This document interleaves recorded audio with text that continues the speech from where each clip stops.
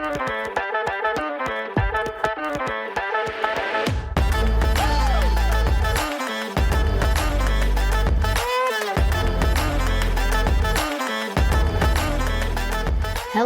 and welcome to the Kick It with Katie podcast. I am your host, Katie Koelliker, and this is episode 1, the inaugural episode of the Kick It with Katie podcast. For those of you that did not listen to the intro episode, this podcast is going to explore people who grew up playing competitive soccer and them sharing their stories and experiences growing up through the youth system and where it took them in life and what they learned from it and how it helped them grow as a person.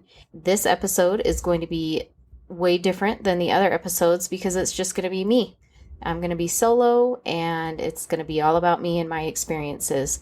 Future episodes, like I mentioned, I will be interviewing these other players and them sharing their stories. Let's get into today's episode and my experience. The way that I'm going to go about this is I'm going to explain where I played, when I stopped playing, the clubs that I played for. I'm going to go over the coaches that I went through, things I learned through that, and then share some of my favorite memories and experiences. So to start off, I started playing, let's take a step back.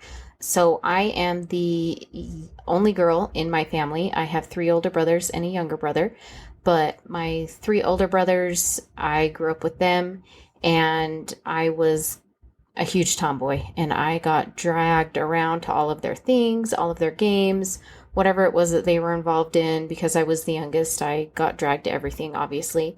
And so I was able to see my brothers starting off in the sports that they started off in. And my brother, just older than me, Jeffrey, he is the one that really excelled at soccer and really liked it. And so he's the one that I kind of learned a lot from and watched him play as I grew up. And he's the one that really got me interested in playing, just sitting on the sidelines of his games, playing with other siblings, things like that. But eventually my parents put me in recreation soccer. So I live in the state of Utah, grew up in a suburb of Salt Lake City called Sandy. And so I started with their rec program, played there for 1 or 2 seasons. We just have parent coaches, and that's kind of how I developed into soccer. And then when I was growing up in the early 90s, there weren't really any girls soccer clubs. There might have been like some independent teams that maybe played in boys leagues and things like that, but there weren't really established soccer clubs, at least not that I personally was aware of.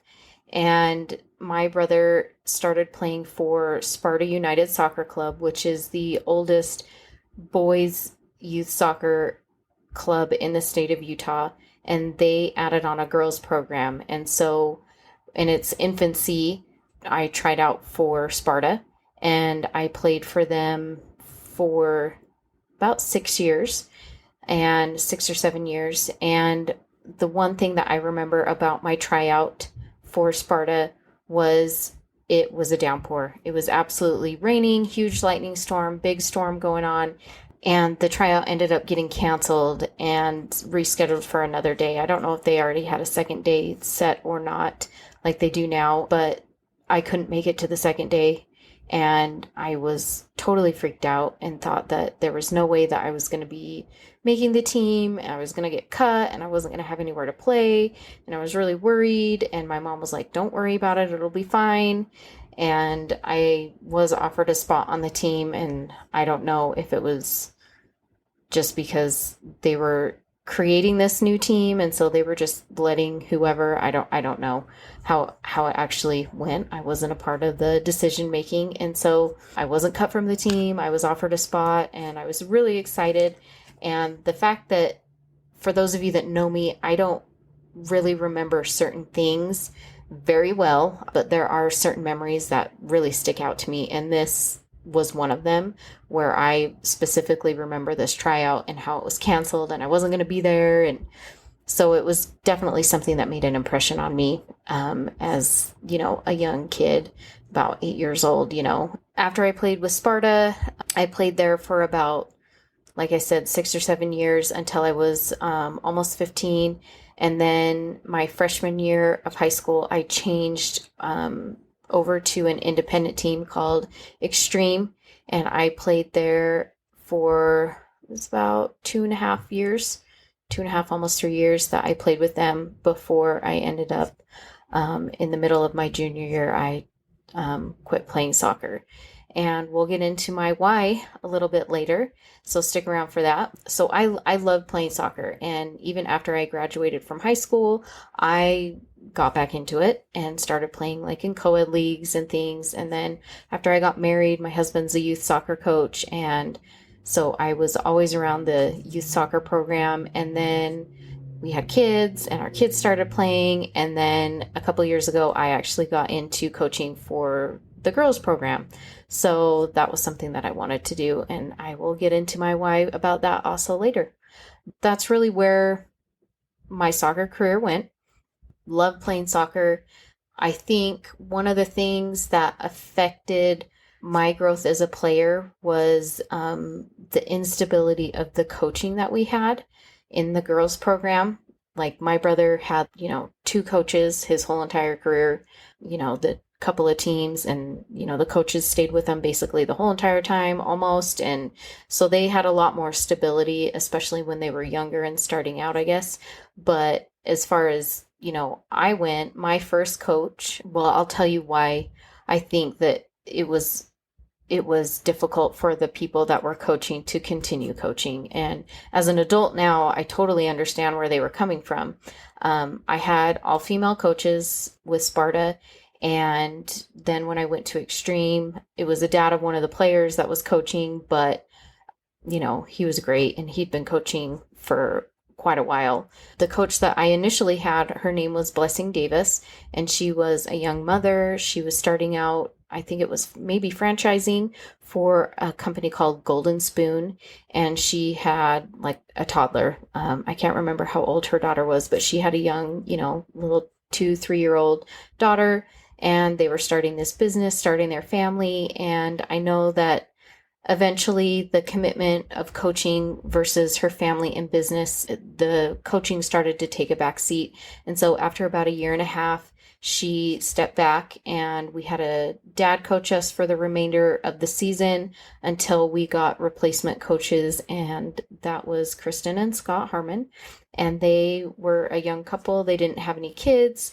They both worked for a company called Wild Oats. They were great. I loved them. I was really excited that we were getting these younger people. I mean, Blessing was also young. I mean, all the coaches that I've had were young, but I was really excited and hoping that they would be able to stick with us for a while. And I know that when they were going to leave coaching, they talked to some of us about it and wanted to make sure that we were going to be taken care of as a team. And after they left, their replacement was Christy Logan, and now Christy Coons. And so she was a young college graduate just starting out her teaching career. She actually ended up meeting and dating her now husband, and they got married and, had some kids and everything. But might have been after I had left playing for the team. They had been, Christy had been with us for about 1.5 years, and then I left. So I don't know how long she actually coached the team for.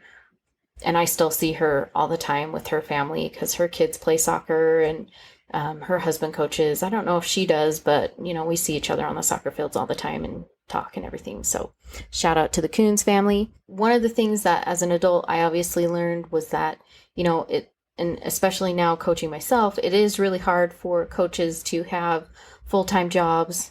They have their family commitments, and they're trying to be committed to the teams that they're coaching. And so it is really hard to try and find a balance, and not everybody is perfect.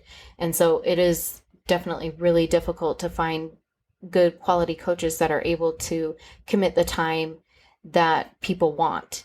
That was one of the things when I started coaching. I wanted to make sure that I would be able to commit as much time to them as possible.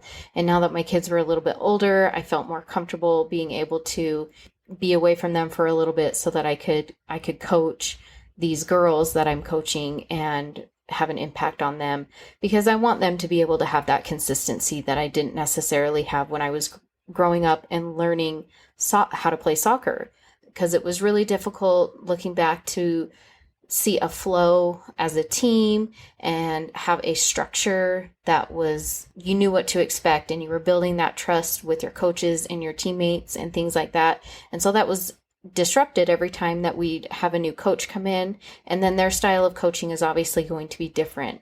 And I think at the younger ages, it's very important for players to have that stability, especially as they're learning the game and learning the basics and wanting to, love the sport, and being able to have that stability, I believe, is really important for our youth players. And again, that's something that I'm trying to do for my players, and something that I have definitely learned anyway. So that was my experience as far as like the coaching side of it, and how I feel like it really affected our game and our team. I know that there were some girls, and I have no idea if this affected them, and maybe their reasons for not continuing playing soccer is because we had the coach changing so often. Maybe they just didn't like it anymore, and so they didn't want to keep doing it, obviously. And that's okay. To each their own. So one of my favorite soccer memories that I have is going to the Women's World Cup. So my coaches, Kristen and Scott, had asked our team parents who wants to go to try and get tickets together to go to some games. And we were able to do that back in 1999. So we were able to get tickets to a couple of different games, and we got to go to the finals. So that was awesome that we were able to experience that. The other story that I have about Kristen and Scott and our World Cup tickets is on April Fool's Day, I called them and left them a message that I had broken my leg and that I wasn't going to be able to play anymore for a few months, and haha, April Fools. And then they called back later and were like, oh, good joke. And I was like, yeah, blah, blah, I'm fine. And then they were like, well, we've got some bad news about the World Cup tickets. They got lost in the mail, or I have no idea. And so I was like, oh my gosh. And they're like, April Fools. And so I totally was gullible and didn't even think that they were trying to pull a joke on me. So that was a pretty funny thing. My first out-of-state tournament that I remember going to, for me, like I said, I got dragged to a lot of my older brother stuff. And so I had already been to several big tournaments for his team, but for my girls' team, at least the tournament that I remember going to was to the Turkey Shoot in Las Vegas, Nevada. And so it's a Thanksgiving tournament over Thanksgiving weekend.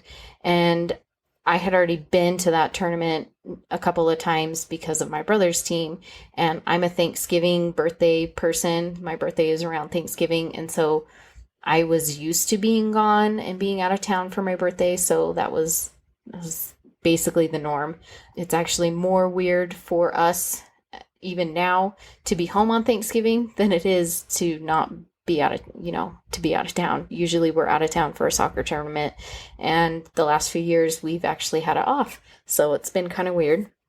Yeah, the Las Vegas tournament was the first one that I remember. I have a picture from that tournament where me and a couple teammates were at the Hard Rock, and we took a picture with it was a purple Suburban or limo or something that has the Hard Rock logo on the side of it, and we were all standing next to it, and I think our coaches, Kristen and Scott, were there too, and we were like, yay, and hands up in the air, and I don't know. So kind of a geeky photo, but I still have it somewhere, so if I can find it, I will post it on the Instagram. Another one of the good memories that I have as far as soccer is, I guess it's a funny memory. I like to still tell this story dramatically, and other people like to tell me that I am totally wrong. In high school, there were a group of us that we had a soccer tournament up in Idaho, but there was like prom or something. And so for some of us, we got invited to this dance. And so my mom offered to drive up the girls that were going to the dance to drive up after the dance was over. So we didn't get there until like midnight. When we got up there, my recollection the way I tell the story, which is way more dramatic, was that this hotel that we were staying in was a horrible hotel. It's not like now where you could like Google and see the property map and know all of the reviews of the hotel and everything. And this hotel it was garbage. It was really bad. It was awful. And the way I remember it is that we changed hotels in the middle of the night. Like we got there and then we changed hotels. But I've been told that I am wrong and that we actually changed hotels the next day after our first game or something like that. But I like my version better because it's definitely more dramatic and it's definitely funnier. That's one of the other memories that I have. The last tournament that I went on, it was my last playing time of my competitive career before I, played like co-ed after high school and everything. It was a tournament in California, and I can't remember the name of it, but it was over Thanksgiving, and my dad and my brother were there, which were kind of a big deal for me because my dad usually went to all of my older brother's stuff, and my mom and I would go do my stuff. So we would like divide and conquer. And since my brother had been at college and I think he was home for the weekend, I'm not really sure the whole scenario, he actually was able to come see me play, and that was different. And it was around my birthday, so my parents my mom let me go shopping, and I remember that was my last tournament that I participated in. As far as like people that I looked up to playing soccer, there wasn't a lot of soccer on TV when I was growing up. I didn't have cable. We didn't have satellite. We had like 7 channels, like the really basic channels that you could get with an antenna or whatever. There wasn't really soccer available for us to watch. Definitely not women's soccer. That was definitely not a thing. And so I didn't really have, like, when the Women's World Cup came up and, there's Mia Hamm and Brandy Chastain and all these players that were on the women's national team, I didn't really know who they were. I just knew that they were awesome, and that's about it, because I couldn't see them play in league games and college games or wherever they were playing at the time. That wasn't something that I sought out to watch because I didn't even know if it was available to watch. Like now I can get on any number of apps or DirecTV or whatever, and I can pull up certain games and watch things or stream things. But back in the 90s, obviously that wasn't a thing, and we couldn't just pull that up and watch it. There weren't even leagues for some of these things. So those women definitely paved the way for women's soccer to grow, and that's awesome. I would say the biggest influence that a women player had for me was a girl that actually played on my brother's soccer team, my brother's youth soccer team, when he was first starting out. Her name was Chalice, I believe. And I just remember she was on a boys soccer team because there weren't really girls soccer teams for her to play on.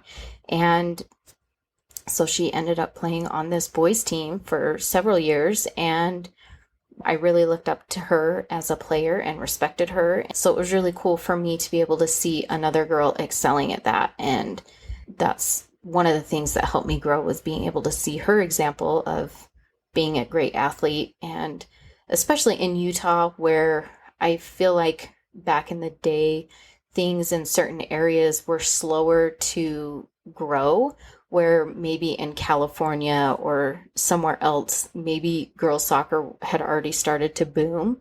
But in Utah, I felt like it was still a slow progression, and it really started to grow in the 90s in my area, at least. As a player, I was a defender. I hated playing offense because I hated having people behind me on the field. So I really like to play defender.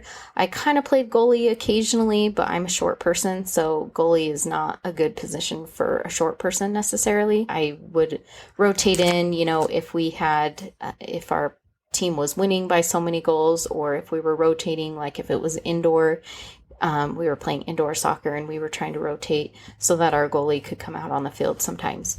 But I primarily, again, just played defender. I started as an outside back and played there. And I also played back when there was a sweeper stopper defense. So for those of you that don't know what that is, you would have the goalie, and then in front of them would be the sweeper, which is the last defender.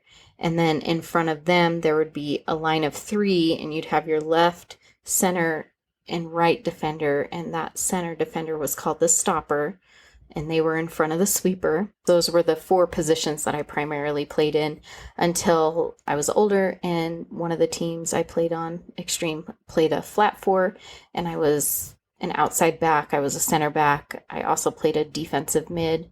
So those were the positions that I typically played as a player, and I really liked playing in those positions because, again, like I said, I don't like to have players behind me on the field. And I like to be able to see everything that's going on and react based off of what I'm seeing in front of me. So that's basically my whole soccer career. Now I'm going to add in a few other things. Is I didn't just play soccer. For most of you, because there's a lot of you out there that don't know me, I actually grew up as a competitive dancer as well. I started tap and ballet when I was about 3 years old. Did that for 1 or 2 years. And then I progressed up to jazz and clogging. Clogging is similar to tap, where the shoe actually has a double tap and it's more powerful than tap. At least that's what I think. I did jazz and clogging up until after I graduated high school. And I also did competitive ballroom dancing. I was a national ballroom champion. Shout out to Paul Winkleman. He was my ballroom instructor. Shout out to Marty and Missy and all of my dance teachers. You guys are great. The Egan family. So all the people that I took dance from also, shout outs to them. Then I also did junior jazz basketball, which is like recreation basketball here in Utah. The Utah Jazz is our team, so they have a junior jazz program. I played that for a few years. I had a friend that wanted me to try out for fast pitch softball. I didn't do that, but I took some tennis lessons, and I also played piano for about 6 years. So I did a lot of stuff. And then when I got into high school, I became a cheerleader, which was really funny. When I told my coach that I became a cheerleader, they were like, "What? Are you joking?" And the girls that I went to high school with were like, "No, she actually made the cheer squad." I was a cheerleader for 3 years of high school, sophomore, junior, senior year. And I also was involved with honors and AP classes and the peer leadership team, FBLA. I was involved in a lot of stuff. I had a part-time job. I was a really busy person. So juggling everything was really difficult. Like, I look at all of my kids now and I'm like, man, I don't know how my parents survived with me having so much stuff. My older brothers didn't have as much stuff as I did. Like, I had a lot of stuff going on, but I liked it that way. I loved being busy and always having something to do and staying active and being social. That was just my personality. It definitely wasn't some of my brothers' personalities to be that busy and do all that stuff. That was just my personality, and I loved it and I thrived off of it. And it's definitely not for everybody, but that is part of the reason why I eventually stopped playing soccer. Was as I got older, my goals that I had when I was starting to plan out what I wanted to do after high school, because it was always like a thing where I'd probably try and get a soccer scholarship somewhere and play soccer in college, but that turned out to be something that I ended up not wanting to do. I love playing soccer, but with the way that I wanted my career to go, the schools I wanted to go to, it just wasn't something that I was going to do. And so I didn't. And that was another factor into me making the decision with my coach that maybe it's time for me to step down and let somebody else take my place that wants to try and maybe pursue that. And so I did. I had been the captain of the team, and I kind of felt like I was letting some people down, but they also all knew how crazy busy I was. My most favorite thing that I would do, another good memory, and you could ask my teammates about this because I always wonder what they thought. I mean, they knew how busy I was and that I was a competitive dancer and cheerleader and things like that. But growing up, having to go to dance competitions the same day that I had soccer games was always really funny because when you go to these dance competitions, you have to put on loads of makeup. So I would have my hair done in a certain way. Way back in the day, we used to wear these weird wig things so that our hair would be uniform.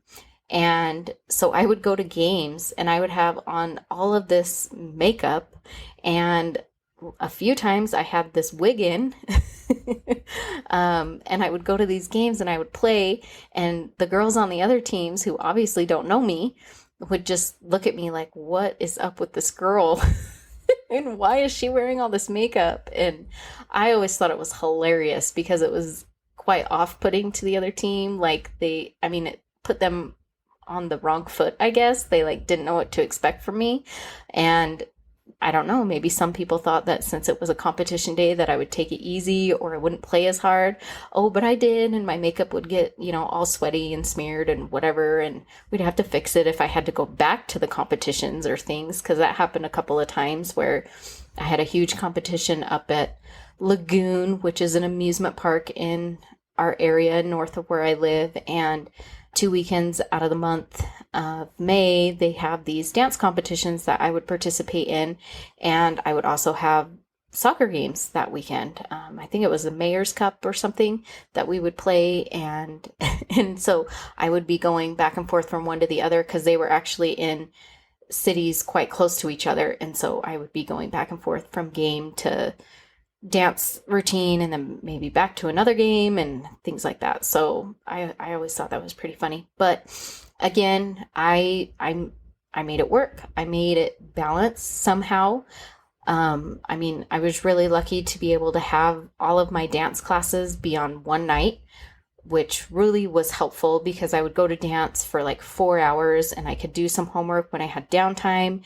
And then the rest of the week I could do work if I had if I was working, and then I had my cheerleading or soccer or whatever. And it just somehow I made it work. And I wouldn't recommend it for everybody, but it was the way that I was growing up, and I loved it. Like I said, I thrived off of that.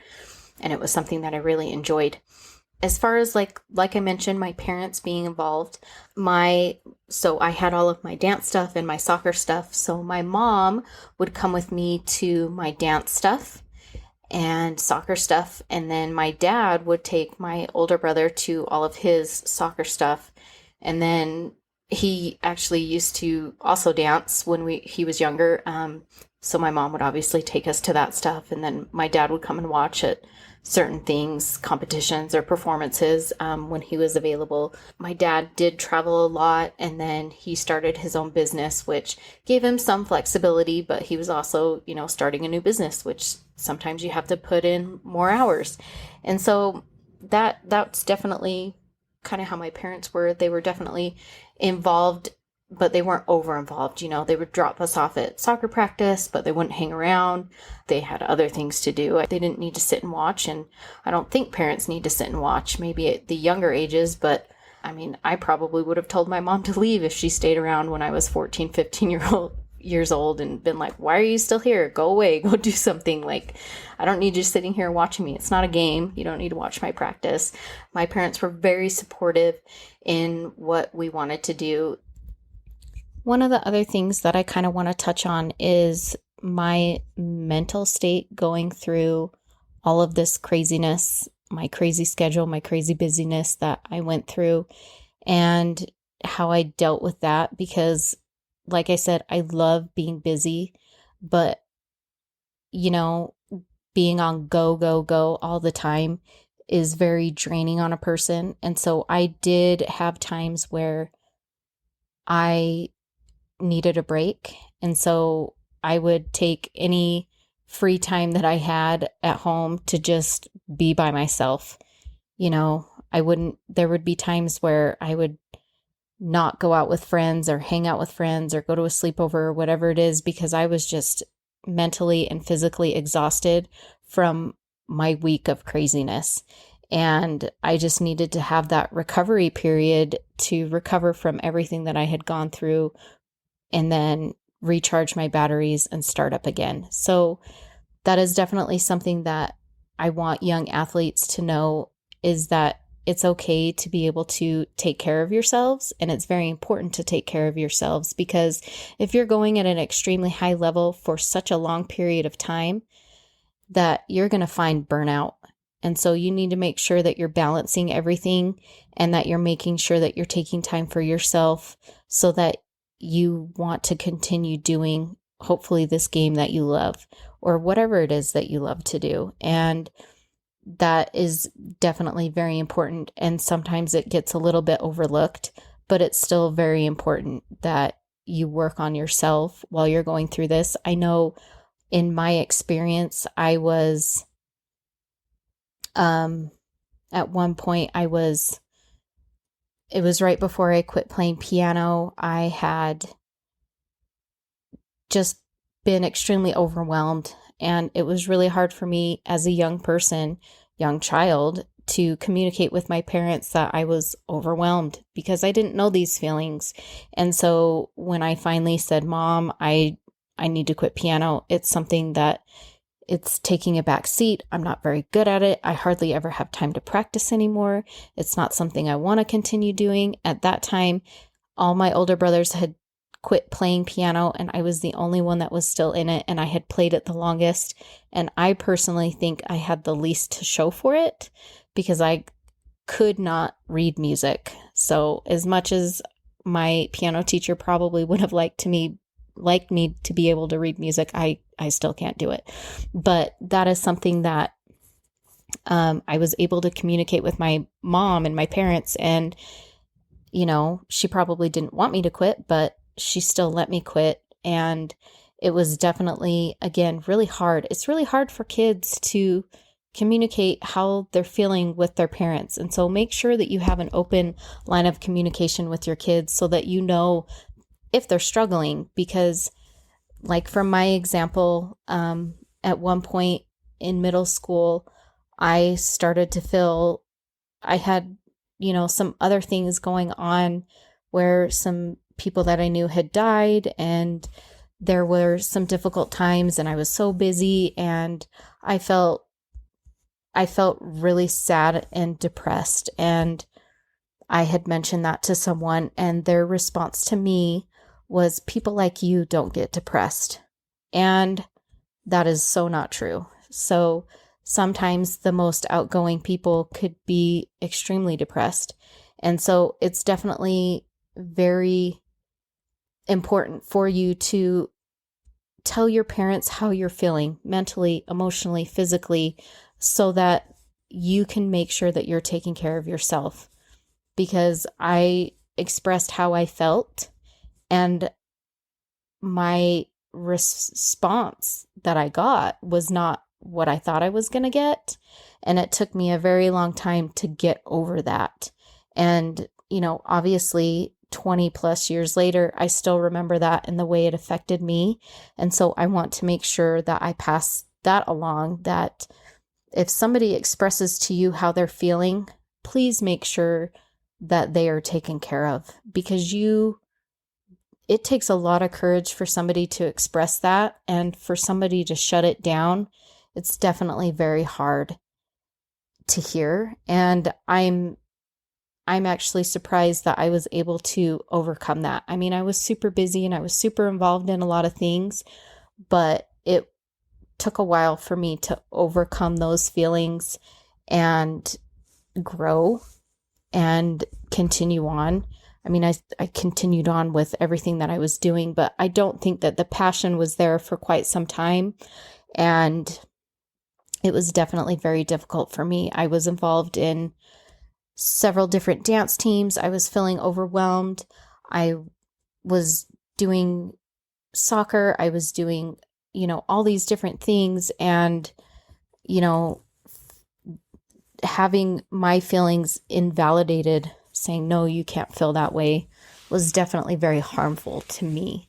And if anybody out there is feeling any sort of feelings, please make sure that you communicate that with your parents, because it is very important. Whether you're feeling overwhelmed, whether you're feeling sad, if you're feeling, even if you're feeling happy, just let your parents know, I feel really good. Make sure that you let that be known, how you're feeling, have an open communication so that it's easier for you to communicate in those times that you may be struggling so that you can be understood and that it's something that they're like, okay, well, they're letting me know how I feel, because it's very important. And I'm not a professional in any way, but based on my experience, I feel like that's something that players need to be able to do. Have that recovery, take time for themselves, make sure that they're taking care of themselves. And like I said, as young players, especially as parents and programs are putting even more pressure on kids these days, especially the younger ages, there's going to be a lot more burnout because parents and coaches are expecting so much of them. And it's really hard to see that pressure being put on kids who aren't even in the running for a college scholarship yet, or are a few years away from being even looked at to be considered for maybe an MLS academy. And it is very important that the kids love the sport, that they love what they're doing, and that they do it for themselves and not for somebody else, because this is their lives and it's what they want to do with it. And obviously, as parents, and I'm a parent myself, we want to give our kids these opportunities to excel and do great things, but we also need to look at ourselves as parents and say, am I putting too much pressure on my kid? Am I not supporting them enough? Is there anything that I can change with the way that I'm looking at this and change it? We need to make sure that we have those open communications between ourselves and our kids to make sure that they feel comfortable letting us know if they're feeling those feelings of being overwhelmed or pressure or anything like that, and communicating that with them so that they know that we're there to support them. And that's something, again, from my experience, that I feel like we need to make sure we do. And again, I'm not a professional, and everybody's different, and every family is different. And so everybody's going to have a different way that they approach things. But as a coach, I want to make sure that my players are taken care of. And I had a parent, tell me that one of these players needed to take a day off because she was feeling those feelings of being overwhelmed. And I was like, yeah, she needs to take care of herself. That's fine. Because I don't want her to resent me as her coach saying, no, she has to be at practice today. She can't sit there and take care of herself. I want my players to be excited about coming to practice. And if they're feeling those feelings of being overwhelmed by all of the things that they're involved in, they need to take that time for themselves so they don't feel that burnout, and that they can still continue on with the things that they love. And yeah, that's kind of my soapbox on that situation, I guess. Am I still involved with soccer? Yes. I've been involved with soccer basically my entire life in some capacity. Like I said, I coach for Sparta. I am a girls coach right now. I help out with some of my boys teams that my husband coaches. We're just a soccer family. But one of the things that we definitely said before we had kids was we weren't going to make them like soccer. If they wanted to try it and we had them try it and they ended up saying that they didn't want to keep doing it, we would support them in that, because soccer was our thing and it doesn't have to be their thing. Right now, they all do play soccer and they all like it.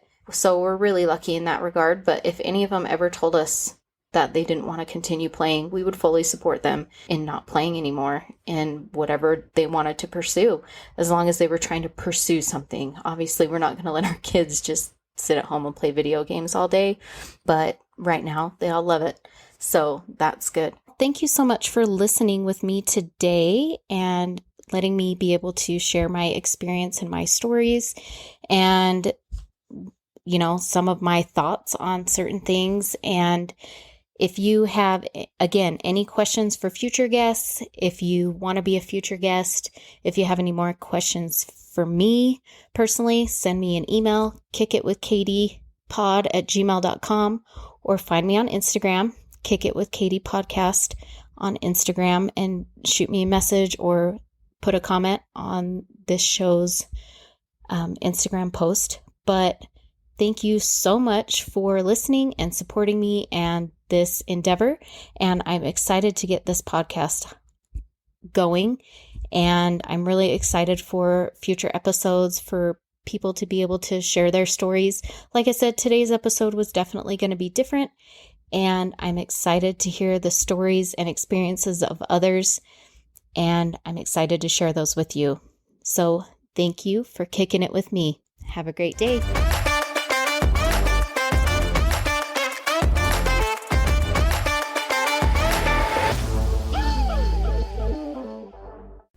Don't forget to follow me on Instagram at kickitwithkatiepodcast _between all the words. You can reach out to me with questions at kickitwithkatiepod@gmail.com. I also have a feature with SpeakPipe where you can leave me your own voicemail message if you want to be featured on the podcast. Rate, review, and subscribe wherever you listen to podcasts.